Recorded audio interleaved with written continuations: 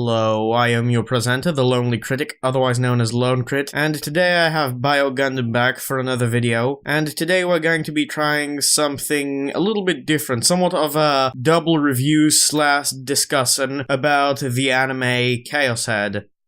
Biogundam, you may make your quick and flashy introduction. Yeah, hi, I'm Biogundam, and hopefully Shonen Fag doesn't fuck it up like last time, because we were trying to do Overlord, and he corrupted the audio files. I don't know how the hell he managed to do that. Well, I'll do my absolute best to not screw up this time. Yeah, you better, because you're wasting my time, and yours. Okay, now, today's anime, Chaos Head, centers around Nishijo Takumi, a reclusive high school student attending a private academy, who one day hears about a strange series of events called the New Gen Murders that have been occurring around Shibuya.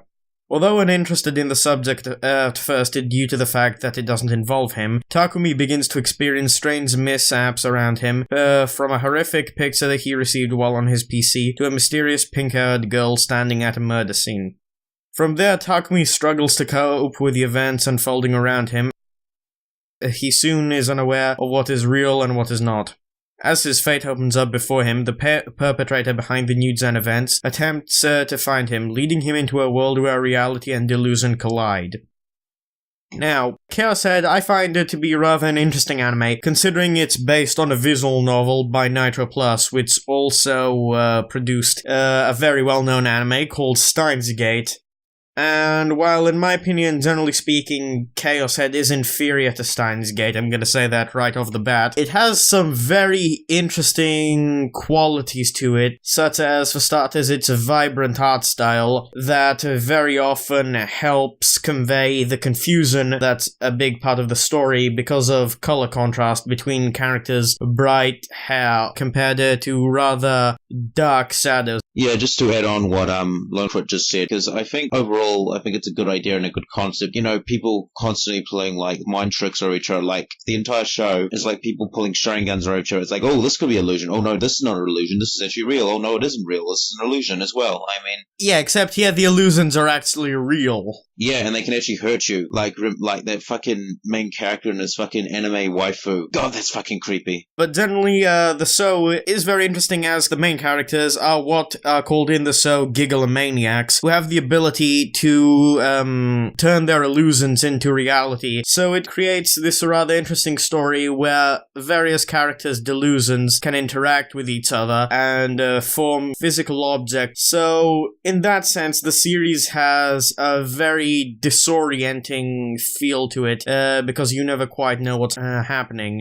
Combine that with the dark filter the show has, and you've really got something there. This sort of disorienting feeling is even further emphasized by the opening of the series, which admittedly the name I don't remember, which uses various techniques to give a disorienting feel, such as fisheye lens, rapid cuts, rapid transitions between images being either close-up or at a wide angle, and also having negative colors in various scenes. And to cap it all off, you also have lots of rapid movements, and generally a very loud and relentless song, which again gives this extremely unnerving and disorienting feel about the show, and in that way it capitalizes on some of the show's greatest traits. One of its only drawbacks being that it unfortunately spoils quite a bit of the show, because subtlety isn't exactly its strong suit. Yeah, just it's like the opening and stuff like that. Like the opening does literally spoil everything. Like, you know, we could have predicted what was going to happen, but you know, they just spoiled it right away, and it kind of just took out the tension and the fun out of it. But just going back to how the anime is presented, like when I first watched it, it really did like confuse me and put me for a loop. And I don't know whether that was the show's intention or not, but I think this is the type of show that you have to like watch at least once or twice to get the full story out of. Because once I watched it the second time, I basically understood it. What do you think about the harem aspect of the show anyway, Shonen Fag?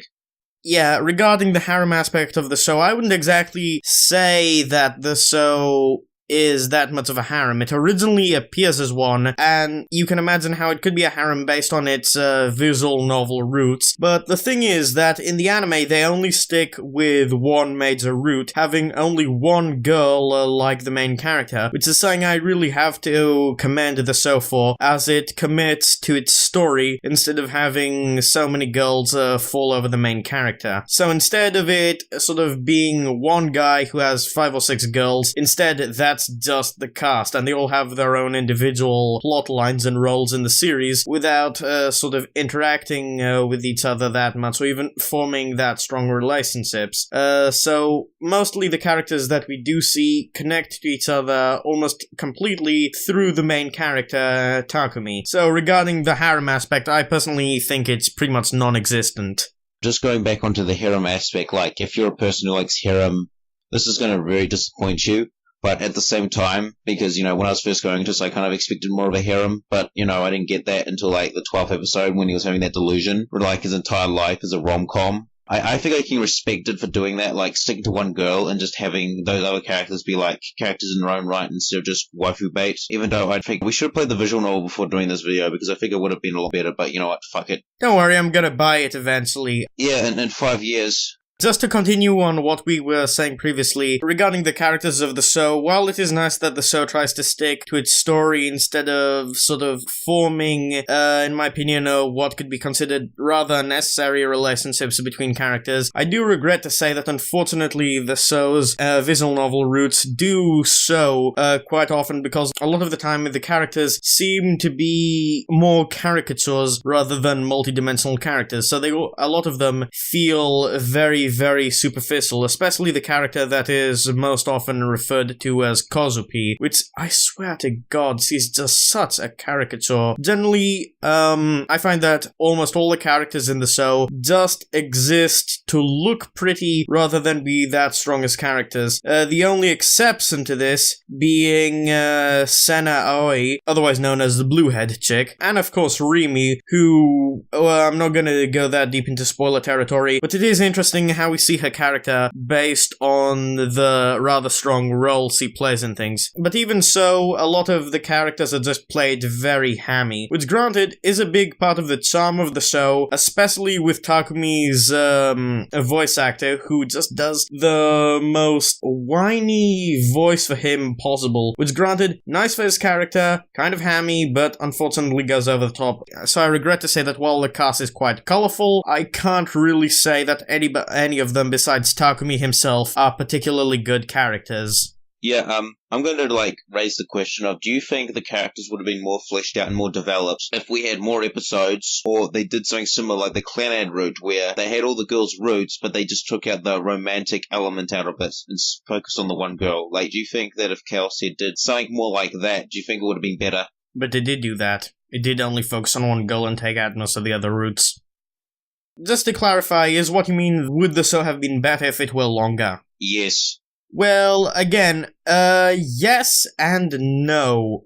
I think that the show, if it continued to be, if it were a faithful adaptation of the visual novel, then most likely no, because the transition of the characters to a completely visual medium would have been a rather, how should I say this, they still would have been kind of hammy, most likely, based on what I know of how visual novels usually are, so there's not really that much you can expand upon with the pre-existing source material. But if the Studio Madhouse that produced this anime actually chose to take some, let's say, artistic liberties and expand the characters beyond what existed in the visual novel, then I can believe that, yes, the characters would have been better if Studio Madhouse actually did make some changes to them. Yeah, I'm gonna go why I think it would have been better if it was longer, because if it was a little longer, say just 20 episodes, I think it would have been better because the pacing of the show is very abrupt and very fast. You're just thrown from one situation from another, you're not having any time to breathe or let it sink in. And just the character relationships, except for the pink-haired chick, feels quite unnatural. I can understand that, they're all giglomaniacs and, there is that connection there, but it still feels a little forced. And I think, it comes back to the fact that, the harem element is basically neutered. But enough of the harem element for now. I think it would have been also better if they fleshed out more of the world and the characters, because if we had more episodes, we could have fleshed out more of the characters and their relationships, because basically by episode 12, they all want to fight and they're all comrades, stuff like that, which is all well and good, but it just feels so ridiculously rushed and forced that it's just very abrupt.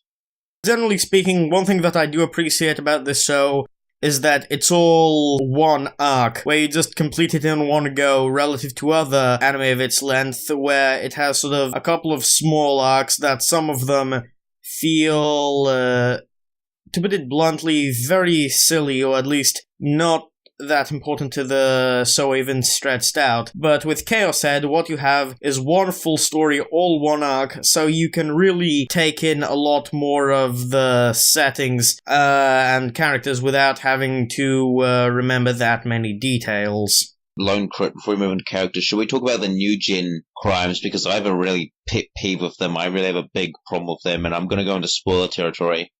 I'd prefer it if you didn't, but yeah, just go on with that.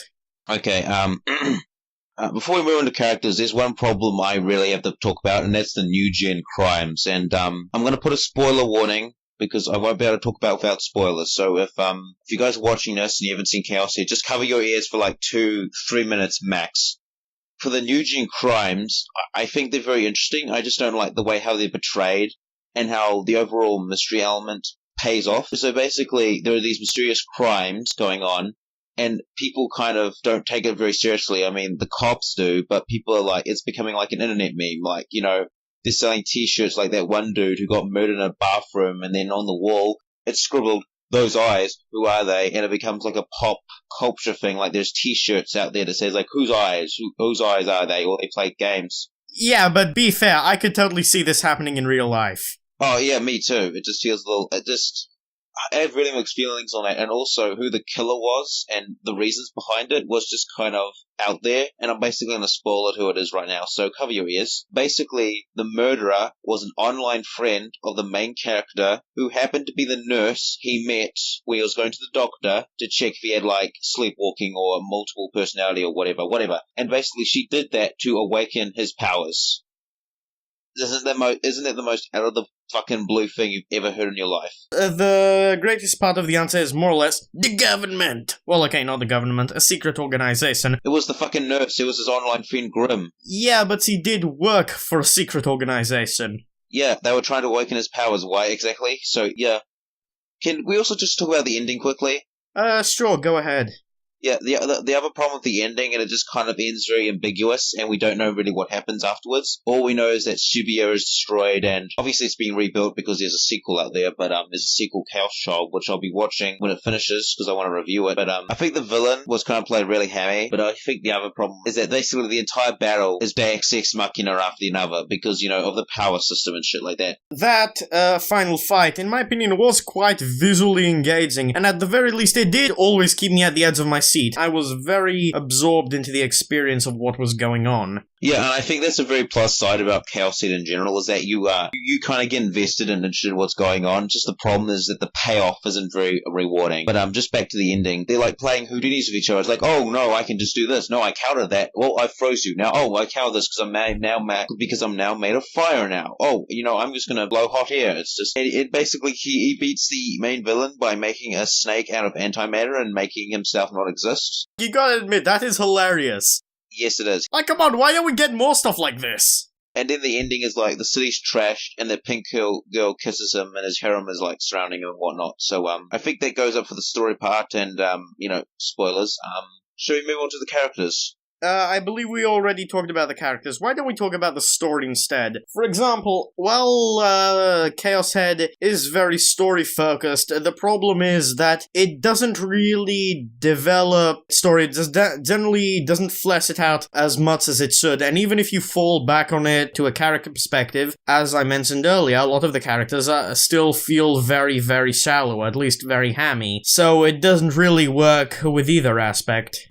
Yeah, this goes back to the thing I mentioned earlier about it having longer episodes. They could have fleshed it out more. But like honestly, I think 20 episodes or even 15, they could have fleshed it out a bit more. Like just make a few more episodes where they just flesh out character relationships or flesh out more of the mystery. Because basically, the main villains basically wanted to create an artificial god that runs on delusions. I mean, fuck man, whoever was running this must be smoking some high quality shit right here, man. Hey, look, I personally think that it doesn't matter how silly a series is or how silly a plot is, as long as in the series it makes sense. In my opinion, it does make some level of sense because of the sort of bullshit story they make, because of some special levels, because given the character's powers because of some special wavelength that exists in Shibuya that just so happens to spike around the time the story takes place. But even still, at least they do try to give some kind of detail, which admittedly other series hardly give any, so there I'll at least commend the series for trying, but I will falter it for not trying enough. I wouldn't fault it for not trying enough. I'd fault it for not going all the way. It's like it has an idea of what it wants to do, but it's just going halfway. It doesn't want to go full in, and, I think that's the main problem with Chaos Set, is there's all these good ideas, and I think, if done better, this would have been a fucking amazing show, even if you didn't have the harem. To put it bluntly, this series doesn't know how to commit. By the way, just gonna quickly make mention, the ending is extremely boring and forgettable, only the opening is really, really badass. The ending is like all the girls with angel wings, and I don't know what that is supposed to symbolize. Like, is that supposed to symbolize that they're Takumi's angels? Honestly, don't know. But I think the ending twist was very well done, and I actually didn't see that coming, so I'm going to give them props for being at least a little smart in that regard. Yeah, me neither. Like, this series, at the very least, constantly threw me for a loop, which is definitely more than you can say for a lot of series that come out nowadays. Having said that, though, I do think now it would be a good time for us to reach a final verdict. Yeah, I'm gonna start first. I would give Chaos Set a 5 out of 10. I think the main problem is it doesn't want to commit or go fully with those ideas. It's like half the show is bringing up these good ideas and just going, and then it just doesn't bring them up. I think you should just watch. I think if you like one-time rides, you should watch Chaos Set, because I think it's definitely an interesting ride. So yeah, I think you should check it out and probably read the visual novel if you like the show. In my opinion, the series has a very interesting premise, but unfortunately the characters are very shallow, and it only manages to hold itself up because of the mystery and intrigue that keeps the viewer watching. So the series just generally doesn't know how to commit to any one specific thing, and just half-asses a lot of things. But to finish off, I would like to say that I think the positives of the series slightly outweigh the negatives, so I would rate the series a 6 out of 10 and a must-watch, just because of how unique it is, relatively speaking.